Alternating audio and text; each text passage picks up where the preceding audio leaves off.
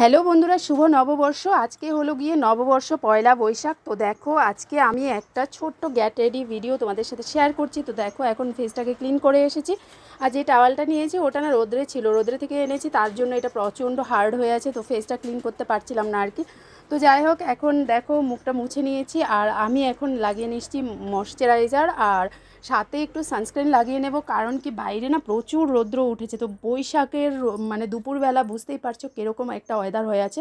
তো তার জন্য আমি একটু সানস্ক্রিন আমার এই ময়শ্চারাইজারে মিশিয়ে লাগিয়ে নিচ্ছি। আর একদম সিম্পলভাবে রেডি হয়ে যাব। কারণ আজকে কোথায় যাচ্ছি বলো তো? আমি যাব বাপের বাড়িতে। তো পয়লা বৈশাখে বাপের বাড়িতে যাব না, ওটা তো হতেই পারে না।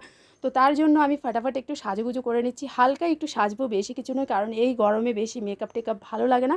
তো তার জন্য সেরকম কোনো মেকআপ করছি না, জাস্ট সানস্ক্রিনের সাথে এখানে ময়শ্চারাইজার মিশিয়ে লাগিয়ে নিলাম ফেসে, দেখো ভালো করে। তারপর আমি যেটা করছি, সকালবেলা আমি হালকা একটু সাজুগুজু করেছিলাম স্নানের পর, তো সেটা এখন আমি ফেসটা ওয়াশ করে চলে এসেছি, কিন্তু কাজলটা ভালো করে যায়নি। ঠিক আছে, তো চলো এখন দেখো এটা মেখে নিলাম আমি মুখে। আর এটা মেখে নেওয়ার পর তারপর আমি কি লাগাচ্ছি সেটা এবার দেখতে থাকো তোমরা। তো আর বাপের বাড়ির যাওয়ার আনন্দটাই কিন্তু বন্ধুরা একটু আলাদা হয় আর কি। তো পয়লা বৈশাখে প্রত্যেক বছরই আমার বাপের বাড়িতে নেমন্ত্রণ হয়, এবছরও হয়েছে। তো তার জন্য আমি এখন রেডি হচ্ছি। আর বাপের বাড়িতে যেতে কার না ভালো লাগে বলো তো? আমার যদিও বাপের বাড়িটা খুবই কাছে, একদম মানে একই শহরে আছে। তো তার জন্য আমার বেশি একটা মানে তোড়জোড় সাজগোজ করতে হয় না, আমি হালকা পাতলাভাবে রেডি হয়েই চলে যাই। কারণ সকালে গেলে আমার দুপুরে ফিরে আসতে হয়, দুপুরে গেলে আমার রাত্রে ফিরে আসতে হয়। তো তার জন্য বেশি একটা সাজুগুজু আমি করে যাই না, কারণ আমি এনি টাইম চলে যাই। তো এই কারণে বেশি একটা সাজগোজ আমার ভালোও লাগে না। আর একই জায়গাতে আছে, বুঝতেই পারছো, সে একটা সাজগোজ মানে করতেও হয় না।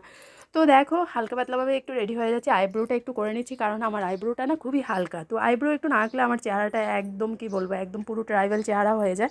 তো তার জন্য আমি একটু আইব্রো করে একটু হালকা করে একটু লিপস্টিকও লাগিয়ে নিচ্ছি। তো লিপস্টিক লাগানোর পর এবার হলো আমার কিন্তু আবার সাজটা কমপ্লিট হবে না যতক্ষণ না পর্যন্ত আমি একটা টিপ পরবো না।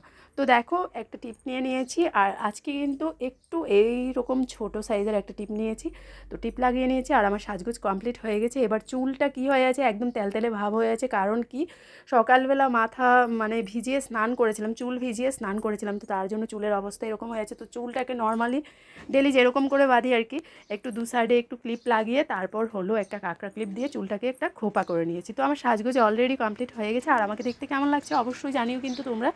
তো আমার এই গ্যাট রেডি ব্লগ। আর এই দুটো শাড়ি নিয়েছিলাম, ভেবেছিলাম শাড়িটা চেঞ্জ করবো যেটা পরনে আছে, কিন্তু আমার বর বললো লাগবে না, কাছেই বাপের বাড়ি। তো এখানে যেতে